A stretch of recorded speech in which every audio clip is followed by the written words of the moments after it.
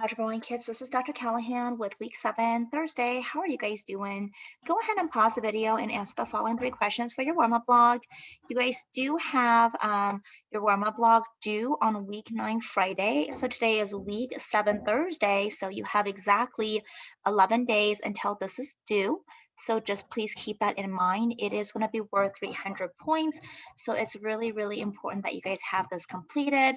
Now, on the off chance that you have some missing empty spots, you might want to go to your MS team, scroll up to week 1 Monday, and figure out which week you are missing in so that way you can go ahead and get those things completed because you don't want to miss out on the 300 points.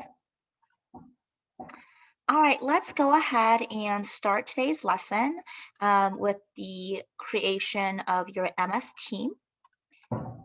So today is week 7, Thursday. Here are your instructions. Today we are going to be talking about, we're going to go ahead and do a review for factoring for the 4 examples on a foldable. So we're going to be working on that. And we're also going to be talking about factoring with special cases.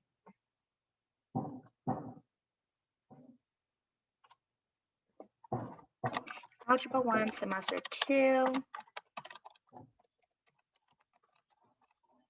All right, make sure you guys check in with me with attendance by 8:40 a.m. tomorrow or today, because it is expected that I take attendance before the class is over.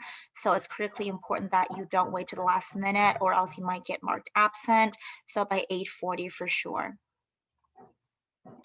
All right, with that said, let's go ahead and take a look at our breakdown for today. So take a look at what you're going to be doing. Go ahead and turn over to week 7 Thursday for your guided notes. It looks something like this.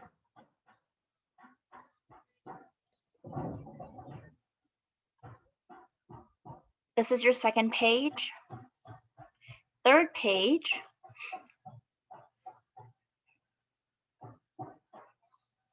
all right, so with that said, let's go ahead and get started for today's stuff.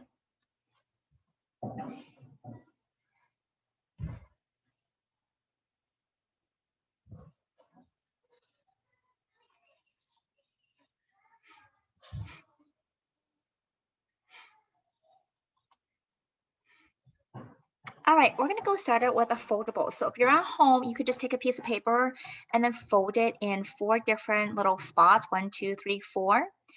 We're going to go over the following and make sure you copy down the title for each of the 4 spots. Factor with a coefficient of 1, factor with a coefficient greater than 1, factor special cases, and factor greatest common factor. So with these 4 things, make sure you go ahead and have that written down in those 4 places. So take a moment and do that.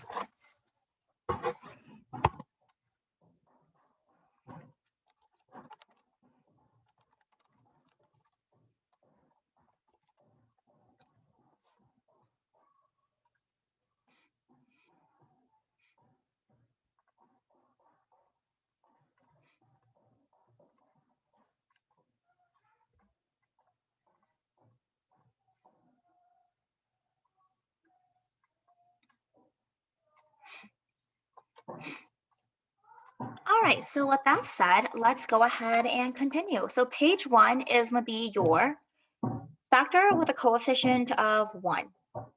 And you want to copy this part down where it says y squared plus 4y minus 32.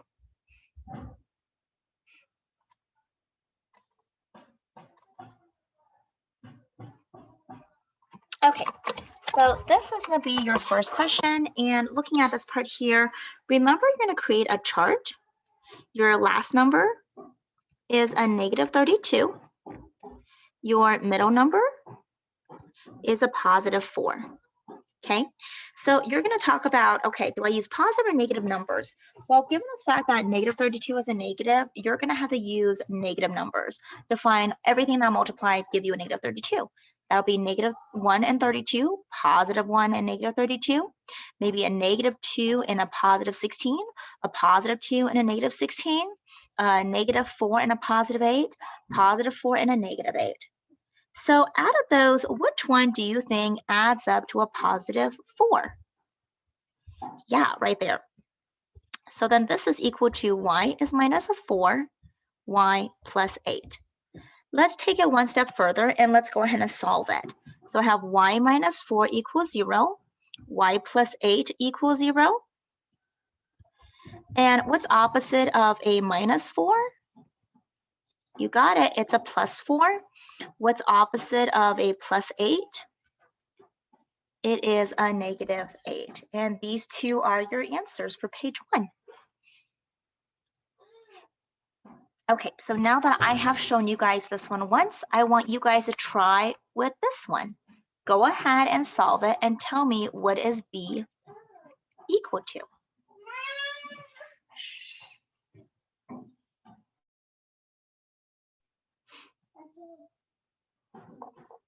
All right, let's go ahead and take a look at your answer for this one. So take a look at my work and take a look at your answers.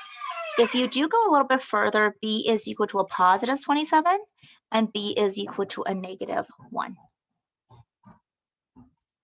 All right, page 2. Factor with a coefficient greater than 1, like for that 3, for example. So the first thing that you're going to do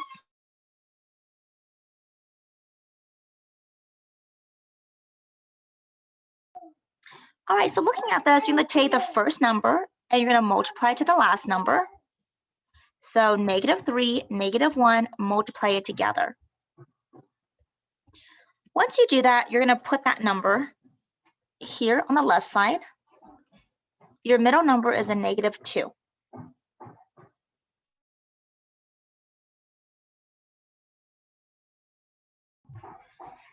So looking at this, do we want negative numbers or positive numbers? Well, given the fact that you do have a negative here, we're going to use negative numbers. So negative 1, for example, and 6.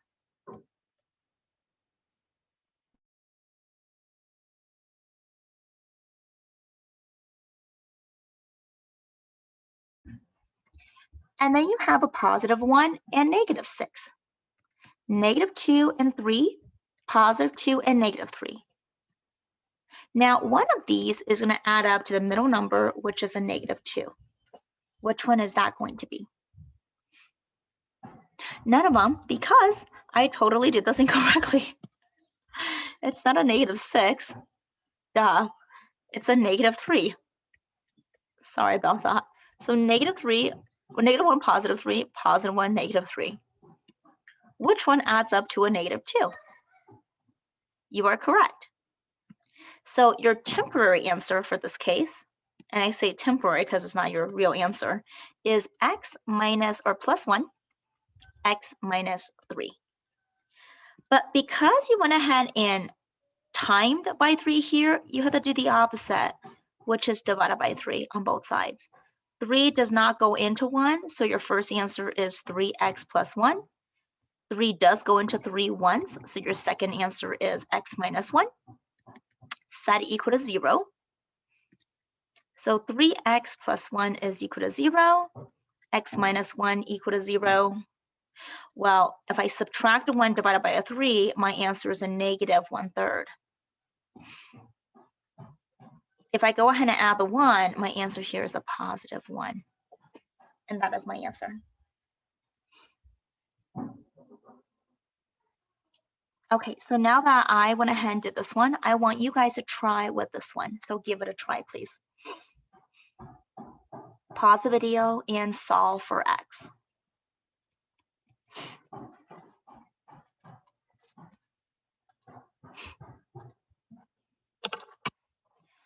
All right, take a look at your answers. Your answer should be, in this case, x is equal to a negative 5/2 and x equals a positive 1. Page number 3. Okay, this one is factoring with special cases. And with this one, what you're going to do is you are going to look at the following.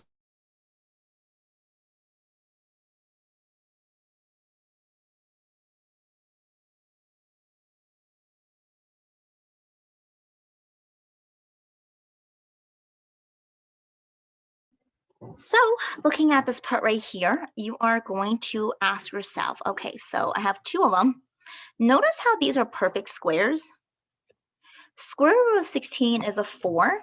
Square root of 25 is a 5. So we have a 4 and a 4 and a 5 and a 5. Well, what letter are you using? K squared. So put a K here, put a K here. So if there was no middle number, you would do a plus and a minus in between the numbers.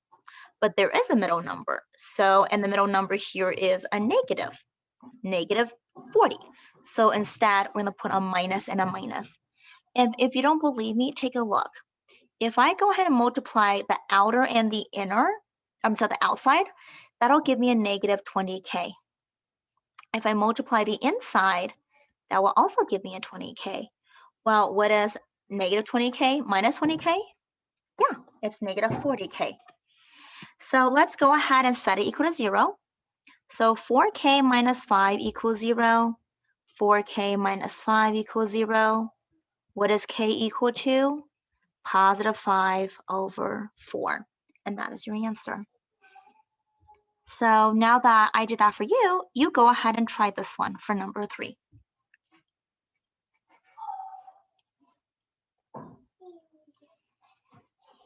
All right, let's take a look at the answer. So your answer here is m is equal to a negative. Actually, you know what? You could just keep it there. Yeah, just keep it like that. Example 4. 4 is the factoring of the greatest common factor. Okay, so copy this part down. So for number 4, what you're going to do is you're going to ask yourself, between 24 and 36, they both share a number that you can multiply into them or divide into them. What is that factor that they have in common? And hence the word common factor. Well, I know that this one could be a 6 times a 6 is 36. And 6 times 4 is 24. I know I have 2 A's and 4 B's. Here I have 3 A's and 6 B's. Now, what do they both have in common? They both have common a 6, 2 A's, and 4 B's. So we're going to cross that out because I'm going to be taking that number out. So I have a 6 A squared B to the 4th. Now I gotta ask myself, well, what's left over? What do I need to put back into the parenthesis here? Well, I have a 4 in the first one. I have a 6 in the second one, along with an A and 2 B's. And guess what? This is your answer right here. And that's it. You've already gotten everything out that you needed to. You factored out the greatest common factor, and you put whatever's left over back into the parentheses. And make sure you have a negative in between them. Okay, now that I did that one, I want you guys to try this one right here. So pause the video and give that a try.